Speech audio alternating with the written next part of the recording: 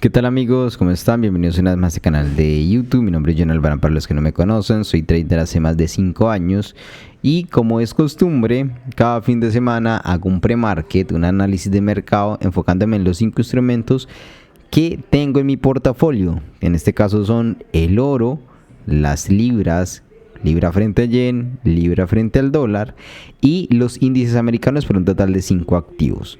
Recuerden que mis proyecciones son macro, mi dirección es macro, yo busco análisis macro, no análisis de temporalidades bajas, por lo tanto deben ajustar sus estrategias a un análisis de una visión más macro. También esto no son recomendaciones de inversión, es mi propio criterio, mi propio plan de trading y mi propio análisis con el cual yo ejecuto un plan durante toda la semana y en base a ese plan pues desarrollamos una serie de trades que las ejecutamos en vivo con la comunidad de trading en vivo.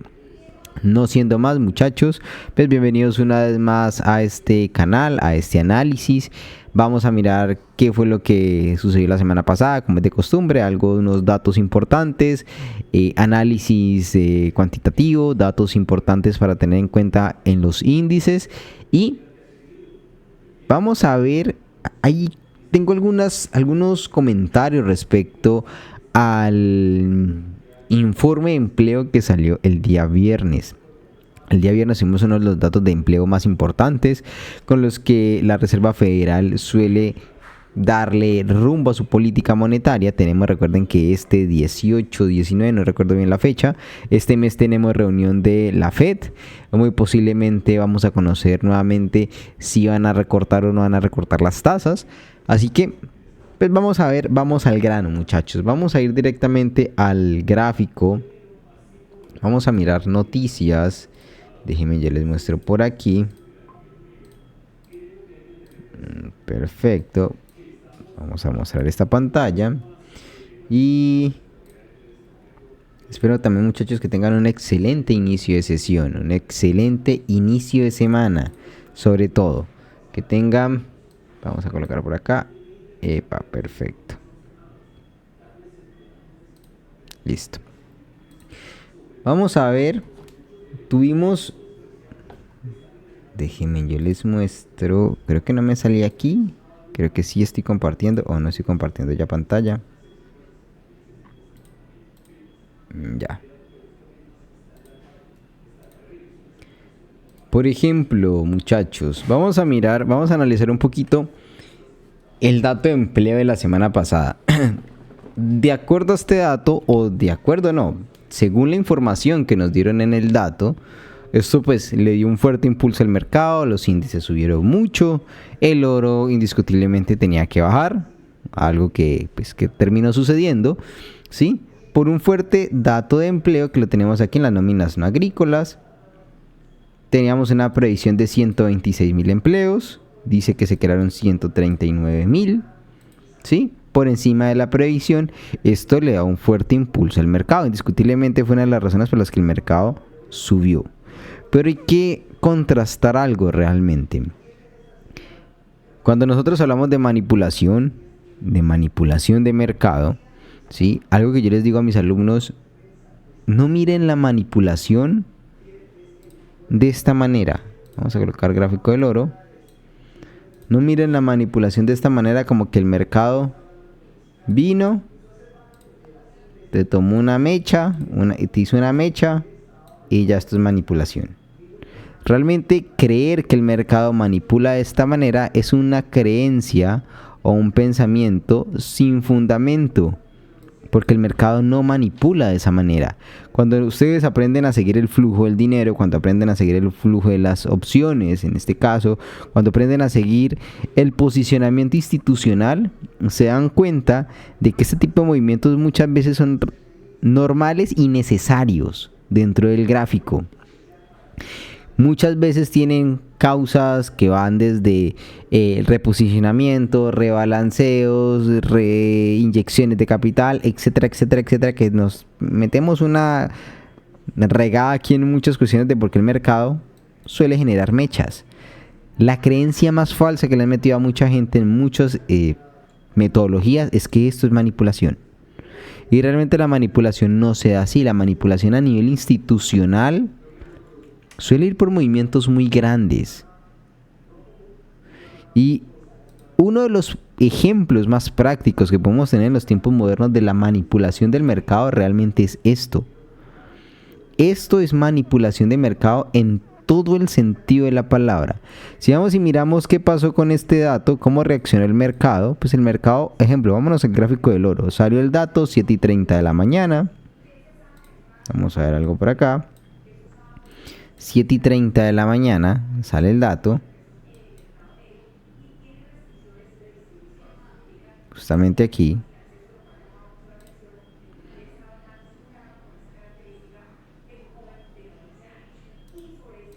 $7:30 y el mercado se pega un castañazo o una caída de 520 puntos. Estamos hablando de un 1.55%. Aquí no tienen ustedes mechas, no tienen absolutamente nada. Son 500 puntos y el mercado cae libre. ¿Por qué digo que es manipulación? Ya vamos a mirar un poco de dónde parte el concepto de que el mercado te está manipulando. Vamos a ver, por ejemplo, sí, datos de empleo vamos a colocar por aquí, si miramos esto, gráfico del oro, dato de empleo de abril, viernes 4 de abril, NFP, sale el dato de empleo, el mercado se tira de cabeza. Más de 500 puntos. Igualmente, estamos hablando de esto, más de 800 pip, un 2.63%. Sale dato de la NFP. ¿Cómo salieron los datos de la NFP en ese momento? Si vamos y miramos, por ejemplo, aquí lo tenemos. Empleo no agrícola. Nos decían que teníamos 228,000 empleos nuevos. Esto superó totalmente las expectativas, el mercado salió disparado. En el caso de los índices subió cerca de un 1%, luego siguió cayendo por otros contextos. Pero el mercado subió en índices un 1% aproximadamente, Nasdaq, 30, si miramos, luego siguió cayendo ese mismo día. Pero el oro se tiró una caída de más de 800 puntos. Si lo vemos aquí, 7:30 y el mercado se cae de cabeza. Esto es manipulación de mercado. ¿Por qué les digo que es manipulación de mercado? Vamos a ver el dato después de la revisión. Si miramos el dato después de la revisión, que aquí la tengo. Revisión de marzo. Salieron, nos decía que han creado 228,000 y en la revisión salió a la baja que realmente han sido 120,000. Si esto hubiera sido apegado a la realidad, si realmente nos hubieran dejado el dato real, 120,000, el oro no se cae de esta manera. La cuestión había sido totalmente diferente, muchachos, y pasa mucho con el dato que estamos viendo ahora, el dato de empleo, que muy posiblemente el próximo mes también vaya a salir revisado a la baja. Si vamos a mirar todos los datos de empleo, han sido todos revisados a la baja y nadie habla de esto. Entonces, un claro ejemplo de manipulación de mercado lo vemos aquí en las nóminas no agrícolas. Y algo que tenía para hablar de esto, del dato de empleo, es que hay que hacerle mucho seguimiento, porque obviamente nos apegamos al dato, sale el dato y obviamente sale el dato positivo, vendemos oro, seguimos vendiendo oro. Operamos el impacto, pero a largo plazo eso tiene más repercusiones y hay que hacerle seguimiento, porque estos datos no están tan apegados a la realidad. Podríamos tomar el dato del ADP, que sí está más apegado a la realidad, ¿sí? Que en esta vez el dato del ADP actual salió en 37,000. Ya el dato del ADP nos está diciendo hay un congelamiento o un enfriamiento del empleo. Está saliendo muy por debajo de las expectativas. Esto es uno de los datos que de cierta manera yo diría debería ser uno de los principales, no la NFP. Igual hay algunas diferenciales entre la NFP y la ADP. Eso hay una discusión en cuanto a cuál de los dos realmente es más importante, el real. Pero este se hace en base a datos, la famosa data dura. Más de 25 millones de trabajadores que son procesados por el ADP. Mientras la NFP es una encuesta. Una encuesta que según las estadísticas, cerca del 70% y muchas veces menos de ese porcentaje la responde. Entonces hay cosas interesantes entre cuál de los dos puede ser mejor indicador. Pero este señor, que es el que trabaja los datos duros, ya nos estaban diciendo, hay un cambio. Por allá en el 2022 hicieron un cambio en la matriz y ha arrojado ciertos errores, por eso le están creyendo más a la NFP. Sí, pero este se basa en datos duros y nos están diciendo no están bien las cosas. Hay que hacerle mucho seguimiento a esto porque aquí es donde se le da la razón a Donald Trump cuando dice que la Reserva Federal va detrás de la información o detrás de la curva, porque están utilizando datos. Volvamos aquí. Están utilizando datos que están por detrás. Te salen 220,000 en marzo, 28,000 y después te dicen, no, es que la realidad no fueron 228,000, fueron 120,000. Entonces, en base a un dato falso, manipulado, están tomando decisiones. Por eso es la pelea de Donald Trump. Y hay que hacerle seguimiento y quería hacer hincapié en esto, porque esto marca una pauta hacia dónde pueden ir las cosas en el mediano plazo. Ahora tenemos recientemente una discusión entre Donald Trump y Elon Musk, donde Musk acaba de decir que las decisiones de Donald Trump iban a traer una recesión económica después del segundo trimestre de este año. No vamos a diverger mucho en esa visión. Vamos a ver qué tenemos para el macro y vamos a hacer un poquito de análisis más en profundidad de estos contextos. Pero inclusive lo dice Hartnett y lo dice McKellicott.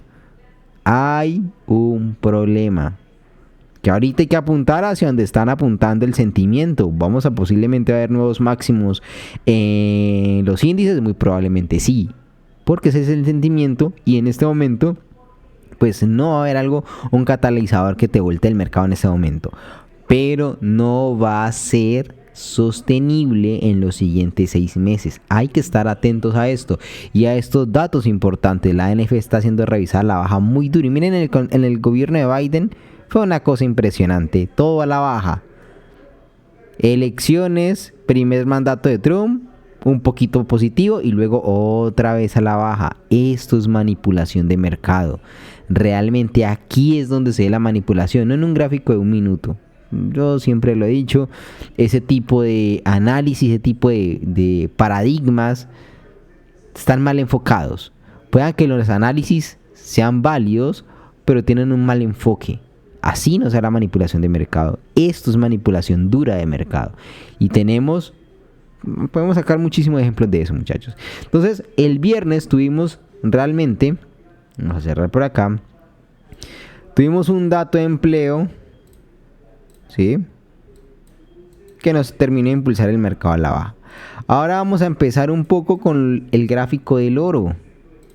Vamos a mirar el gráfico del oro en este momento, hacer un análisis detallado del oro, de qué podemos esperar en los siguientes días o durante la siguiente semana.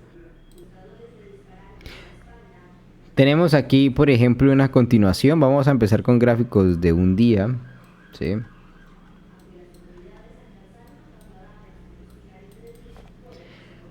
Esto es algo que yo les venía diciendo a los alumnos y a la gente que hace trading en vivo conmigo, que teníamos en esta zona un muro de contención bastante importante y que el oro iba a tener mucho trabajo para romper esta zona. Si íbamos a ruptura de esta zona, muy posiblemente íbamos a ver oro nuevamente cotizar cerca de los 3.450, 3.500 posiblemente. Pero mientras se mantuviera cerca de este nivel y rompiera lógicas desde este nivel, podríamos ver nuevamente un retroceso y un inicio y una fase bajista. Es a lo que le apuntamos. Por ese motivo, después de esta compra, que era la última compra válida para el oro, decidimos esperar el retroceso para ejecutar ventas. Siguiendo esa línea, y para todos los que han visto los análisis desde la semana pasada, siguiendo la línea, muchachos, yo espero todavía que el oro retroceda un poco más, inclusive pueda tocar los 3.226, los 3.245. Esos son los niveles que yo espero que el oro toque en los siguientes días. Para mí perder estos niveles, ¿sí? Aquí hay dos opciones. El oro puede venir, descontar hasta aquí y empezar a generar cambios para buscar un rebote nuevamente a máximos, o romper zona y tiene esta última zona de acá abajo con una convergencia aquí. Estoy hablando que tengo dos posibles zonas de compra entre los 3.255, una zona de amortiguamiento aquí en los 3.210, zona de amortiguamiento. Convergen varias cosas aquí. Una es la aceleración daily que tenemos aquí, la que lleva la lógica, y una aceleración mensual justamente en esta zona. Está muy ligada a estos niveles claves que tenemos en el oro. Pero perder ya estos niveles técnicamente arrojaría el oro a un retroceso aún mucho más fuerte, marcando estos niveles de aquí. Personalmente se los digo, hoy me inclino por los 3.250, último nivel 3.246. Caída libre, el mercado hoy aperturó a la baja. Justamente ahora que estaba preparando el análisis. Algo de sesgo bajista. Seguimos con un sesgo bajista desde estos niveles. Aperturas asiáticas las tenemos por debajo de estos niveles. Entonces, siguiendo la visión macro de que el mercado puede venir a tocar esta zona de compra aquí, hay dos opciones. O mañana el precio, desde los niveles actuales, ya que tenemos una zona importante, prácticamente tenemos un gap aquí, pueda generar retrocesos hasta aquí para buscar continuación, o si el mercado genera ruptura de estos niveles, podría venir a buscar esta zona acá. Es a lo que me inclino. Si ya yo veo personalmente dos opciones para los que quieran seguir el precio. Una es, tú puedes comprar y esperar el retro para vender y posicionarte, o esperar el cambio, comprar para esperar este nivel y volverte a posicionar en venta. No estoy diciendo que no se puedan dar las compras, se pueden dar de acuerdo a una estructura que el mercado nos vaya haciendo en las rupturas. Pero si el mercado me llega aquí y yo no he generado ninguna compra, no he generado ninguna confirmación, yo puedo generar primera zona de ventas 1, segunda zona de ventas 2.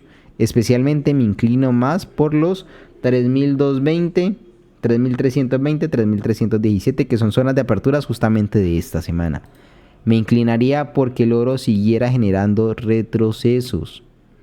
Para a largo plazo, todavía el precio del oro está apoyado por una alta demanda por parte de China.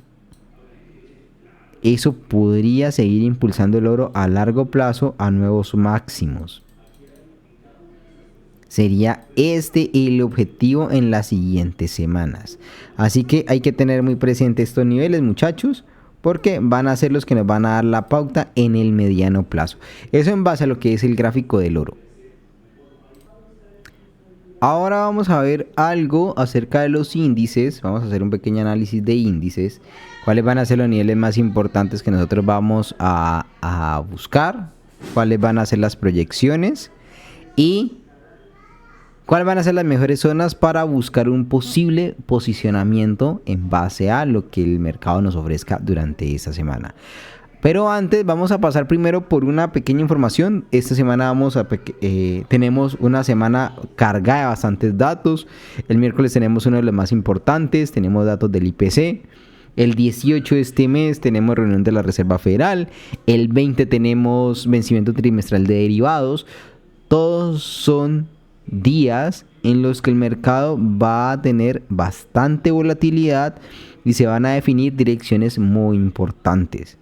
Vamos a ver cómo nos salen los datos y qué podemos esperar.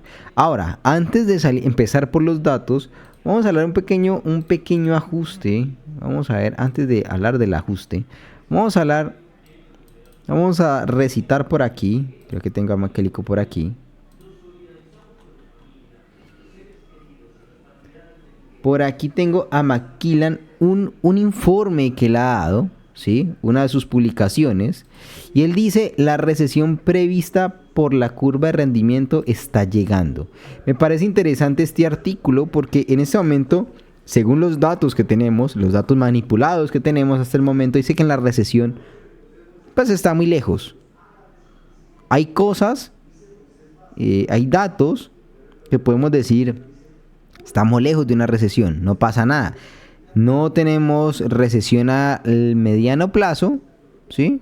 Pero tenemos un enfriamiento del empleo. Y ojo con lo que él dice aquí. Dice, según este indicador de Macmillan, cuando hay una desinversión de la curva, se demora aproximadamente un estimado de 15 meses en salir la recesión o en darse una recesión.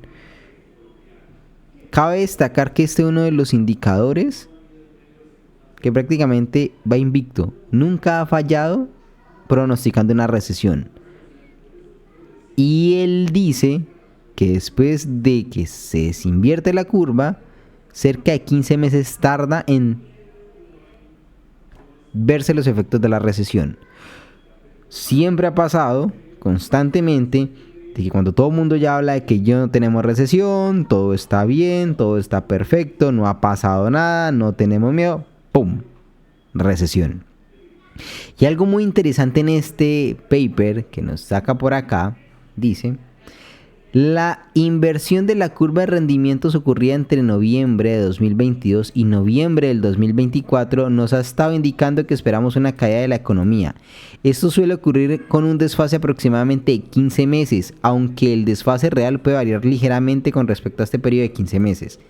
La actual desaceleración económica que se refleja en las últimas cifras del PIB real ha iniciado con cierta demora. Estamos hablando de que el Producto Interno Bruto de Estados Unidos el trimestre anterior salió negativo. Si vuelve y sale otro trimestre negativo, empiezan a soltar alarmas. Hay que hacerle seguimiento a esto. Dice, si contamos 15 meses desde el último mes de inversión en el diferencial de rendimiento de los bonos del Tesoro a 10 y 3 meses, que es lo que suelen recomendar, hacerlo a muy corto plazo y hacerlo a muy largo plazo, llegamos a febrero del 2026, por lo tanto una recesión que se produjera entre ahora y febrero del 2026 seguiría siendo puntual y recuerde que el retraso real puede ser de algunos meses, lo cual es normal. Hay que prestar mucha atención, muchachos. Vamos a ver. Algo más que dice por acá. Dice, hasta ahora la curva de rendimiento ha sido invicta en cuanto a la predicción de recesiones económicas cuando experimenta una inversión. Por lo tanto, sería bastante inusual que por alguna razón no sufriéramos una recesión en 2024. Ese es un punto importante a tener en cuenta al evaluar las diversas propuestas arancelarias y los comentarios sobre ellas. Los políticos en Washington D.C. tienen una pequeña capacidad para cambiar esto, para bien o para mal, pero la Reserva Federal tiene mayor influencia cuando permite que la curva de rendimiento se invierta. Afortunadamente ya se ha desinvertido, pero aún estamos esperando a que transcurra el retraso de 15 meses. Este es uno de los más importantes. Macmillan es uno de los que da unos informes muy importantes en cuanto a análisis y ya nos está diciendo, todavía no hemos salido del periodo de peligro. Hasta el 15 de febrero podríamos ver sorpresas. Y algo interesante con esto, cuando vamos a analizar el SP500, vamos a mirar el gráfico del SP500 y lo tengo por aquí, creo que este no es.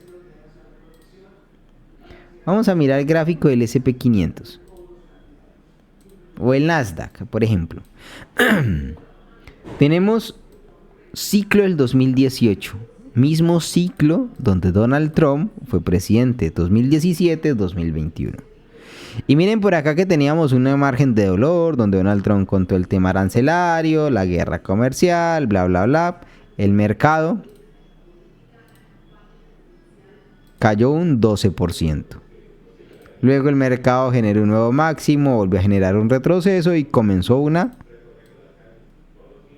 subida importante, generando nuevos máximos históricos para el Nasdaq en esos momentos. Pero miren que por allá, casi un año después, o menos del año, septiembre del 2018, volvió y se puso Donald Trump con la retórica bastante fuerte y el mercado volvió y cayó. Si nosotros tomamos nota de la historia, tomamos nota de los datos, ¿qué podríamos estar anunciando ahora? Prácticamente tenemos un ciclo muy parecido. El mercado tuvo una fuerte caída después del día de la liberación. Ha tenido un fuerte repunte. No sé si el mercado se enfrente ahora a un retroceso importante. Ya lo vamos a ver técnicamente que podíamos esperar. Y luego todo bien. Pero esto nos indica que Donald Trump tiene un umbral de dolor bastante fuerte y se puede volver a complicar el asunto con su retórica. Y él tiene un umbral de dolor que le permite ver al mercado volver a generar un retroceso bastante importante. A él no le tiembla, inclusive el retroceso que le siguió o la caída que le siguió al mercado fue más profunda que la anterior. Si vamos a mirar esto, muchachos, junto con lo que nos dice McElligott, ¿sí?, que podríamos tener una recesión en los próximos 6 meses, no se extrañen ver nuevamente este mismo ciclo. Entonces, en base a esta información, en base a esto, vamos a plantear una hoja de ruta para las siguientes semanas y los siguientes meses. Desde ya hay que empezar a proyectar. Está el famoso taco trade de Donald Trump en este momento. Está prácticamente activo. Tenemos un Donald Trump cambiando de retórica. Mañana hay una reunión muy importante referente a la guerra comercial entre China y Estados Unidos. Hay una reunión de los chinos con Estados Unidos, con Donald Trump.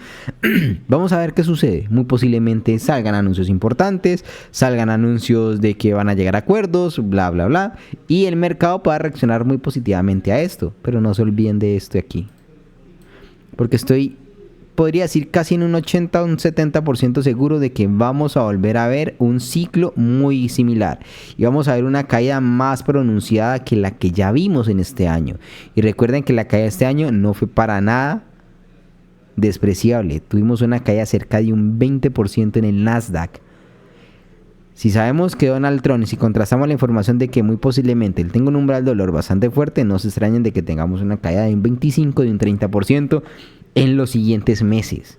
No es para nada descartable ni despreciable y hay que seguir los indicios. Ya vimos el primer indicio de este año, que el mercado en gráficos daily hizo una muy buena estructura para haber detectado el cambio. Vamos a esperar que vuelva y nos dé otra vez la misma confirmación. Si nos da la confirmación otra vez en gráficos daily, muchachos, a partir de ahí sabe que vamos a entrar en un momento bajista. Lo estoy diciendo hoy, 8 de junio. No sé en qué mes se vaya a dar, pero vamos a estar muy atentos. Mientras tanto, seguimos uniéndonos a la fiesta en el corto plazo, que es alcista. Y ya vamos a ver gráficos. Entonces tenemos por acá gráfico del S&P500, vamos a ver gráfico del Nasdaq, el oro, vamos a ver Nasdaq, hagámoslo aquí mismo también. Tenemos gráfico de Nasdaq. Esta compra la había generado yo el día viernes. Mi proyección es que el mercado llegue acá, muy posiblemente vaya a llegar allá. Pero vamos a mirar qué niveles más importantes tenemos. Vamos a empezar por el S&P500. Si hacemos un análisis del S&P500 referente a el paper también de JJ Montoya, que nos habla sobre algunos niveles importantes, ¿sí? Vamos a ver algo por acá que nos dice. Vamos a ver estacionalidad. Actualmente nos encontramos en un periodo favorable la primera mitad de junio. La primera mitad de junio, ¿sí?, podríamos ver un movimiento de retroceso estos días, 8, y empezar a coger movimientos importantes al alza hasta el 17 de junio. Eso ya nos está diciendo a nosotros, por este lado, podríamos seguir pensando en un mercado alcista en el corto plazo. ¿Qué otra cosa importante podemos sacar del informe? ¿Sí? Dice, los índices bursátiles cerraron con alzas alcanzando unos máximos de 3 meses, mientras el S&P 500 permaneció prácticamente anclado a la zona de resistencia clave y a un nivel pin en los 6.000 puntos durante la gran parte de la sesión. Vamos a enfocarnos también en esta parte aquí, por ejemplo, lo que dice JJ Montoya. En este entorno de baja volatilidad y sesgo positivo en los precios, es poco probable que el mercado cambie de dirección antes de la semana clave que incluye el vencimiento mensual de opciones, OPEX, y la reunión de la Reserva Federal, FOM.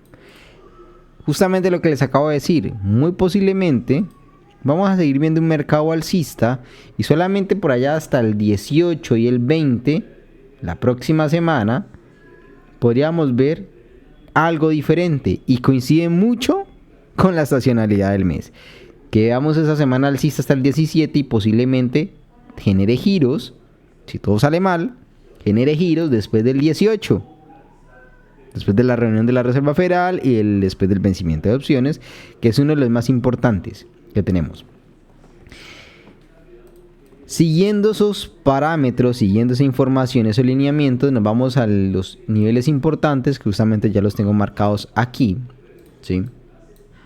Y algo que notamos para esta semana es algo importante, siguiendo la lógica, vamos a colocar eso en un gráfico de 1 hora, siguiendo el contexto macro y lo que tenemos actualmente. Como lo dice JJ Montoya en su informe, que es uno de los mejores análisis cuantitativos que tenemos en el momento, si lo vemos en su informe, pues técnicamente todavía tenemos mucha lógica para seguir pensando en movimientos alcistas en cuanto a lo que es el S&P 500. Y algo que sí podemos rescatar frente a los informes pasados y a los datos pasados es que el put wall y el call wall se han movido. Recuerda que antes teníamos un muro de contención en los 6.000, sirvió para esta venta, sirvió para nuevas ventas, pero ya se ha movido, ya no está en los 6.000, está en los 6.100. Igual que el put wall ya no está por acá en los 5.700, sino que está en los 5.800. Eso solamente nos deja una conclusión. Corto plazo el mercado va a seguir siendo alcista y los creadores de mercado y los institucionales, los duros, los que mueven realmente estos mercados, están apostando al alza en el mediano plazo. Así que seguir ese flujo de dinero nos puede marcar a nosotros una continuación alcista. Tenemos una compra sistémica en los 6.044, CTIs se activan en compras acá. Tenemos una resistencia técnica en los 6.073 y un muro de contención en los 6.100. Teniendo en cuenta todo esto, vamos a mirar posibles zonas donde el S&P 500 pueda frenar. Vamos a mirar gráficos de H1. Me inclino por este nivel.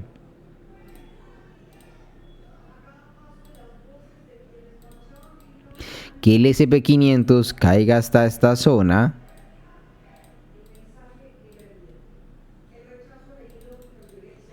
Si el S&P 500 nos cae por encima de la zona, sino que vuelve y se mantiene por encima de los 6.000, eso va a servir como punto de soporte para lanzarnos el mercado aquí, muy posiblemente a los 6.100. Estamos hablando de cerca de un movimiento del precio actual de un 1.81 y del precio de caída de un 2.45. Ambos escenarios son válidos, ¿sí? Si se activan las compras sistémicas, aún más con todo el poder por los 6.100. Ese va a ser importante el camino. Si con el paso de los días y los datos y las decisiones de la Reserva Federal, el mercado los toma positivos, vamos a ver muy posiblemente creación de nuevos máximos. No se extrañen de ver nuevos máximos en los siguientes meses, en los siguientes días, ¿sí? Y después de esos máximos, estar muy atentos a dos variables importantes. Uno, volumen. Volumen con el que generen los nuevos máximos. Dos, cambios por encima de ese nivel en daily. Cambios por encima de ese nivel en daily y un volumen aún mayor en ventas por encima de esos niveles nos marcaría el inicio de una caída. Apúntenlo desde ahora, muchachos, porque eso es información que vale oro. Entonces, siguiendo esa lógica, siguiendo ese parámetro, nos podemos ir al Nasdaq y me inclinaría exactamente por el mismo escenario. Una de dos. O que visite este nivel de aquí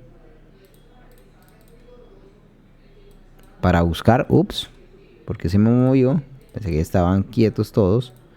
Todos estos escenarios son trades que hemos tomado con la comunidad de trading en vivo, análisis que hacemos en vivo con la comunidad, proyecciones, marcamos zonas, nos pasamos casi 1 hora, 2 horas con el equipo, con el staff de traders que hacen parte de la comunidad, hablando, discutiendo, dando puntos de opinión. Y todas esas son direcciones que los que hacen trading en vivo con nosotros las pueden aprovechar para sacar muy buenos profits. Venga, después termino de hacer esto. Entonces, hayamos apostado por una caída un poco más fuerte. Decidimos cancelar el análisis. Volvimos y nos montamos en compras. ¿Sí? Vamos a colocar eso por acá. Y el paradigma tenemos que ajustarnos. Esa fue una muy buena venta que agarré. ¿Sí? Esa fue una muy buena venta que se agarró cuando vimos la caída de cola. Algo que habíamos hablado también en el tema de opciones. Este día fue un día muy particular. Lo hablamos dentro del grupo. Cómo habían entrado cerca de 12 millones en ventas. Luego cuando salió el informe la información de que Donald Trump y China o Xi se han tratado supremamente bien por teléfono, que han tenido una llamada supremamente importante y que el mercado, la guerra comercial sí iba a tener un enfriamiento, el mercado lo tomó positivo. Compraron aquí, vendieron 12 millones, cerraron parte de su posición aquí, metieron 6 millones en compra y luego vendieron en lo más alto, cerca de 10 millones más, y el mercado cayó. Esto fue una jugada bastante interesante, fue un día bastante atípico en el mercado de opciones, ¿sí? Seguimos ese flujo y por eso nos adaptamos rápidamente al contexto. Y ahora tenemos un reposicionamiento cerca de estas zonas. Cuando hablamos de manipulación, otra cosa que yo traía en mente es justamente lo que pasó con el tema de Tesla. Yo personalmente pienso que ahí hay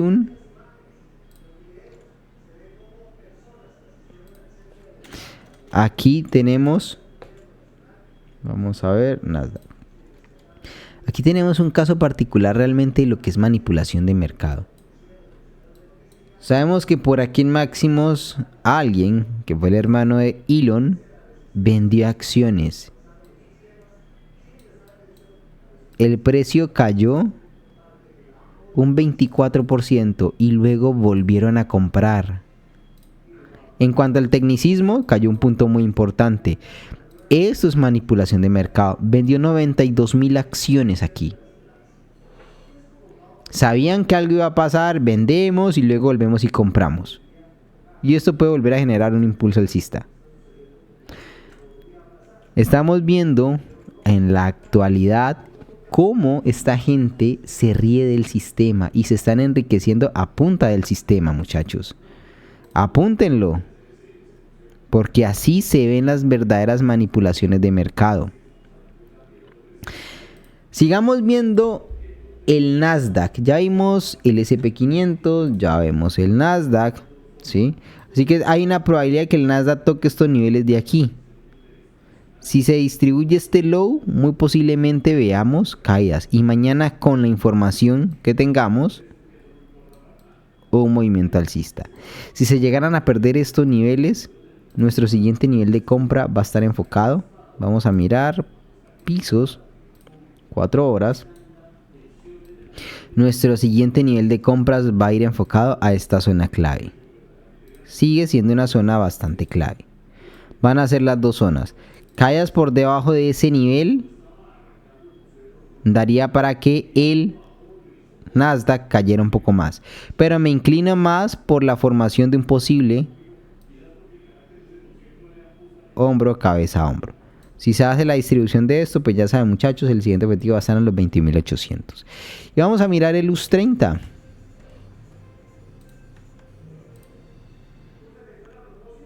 El US 30 fue otro que tomé un punto de compra aquí. A ese me inclino también por buscarle compra cerca de estos niveles. 15 minutos. Si vamos a mirar gráficos de 4 horas, puede ser esta zona de aquí. Me inclino. Si el US 30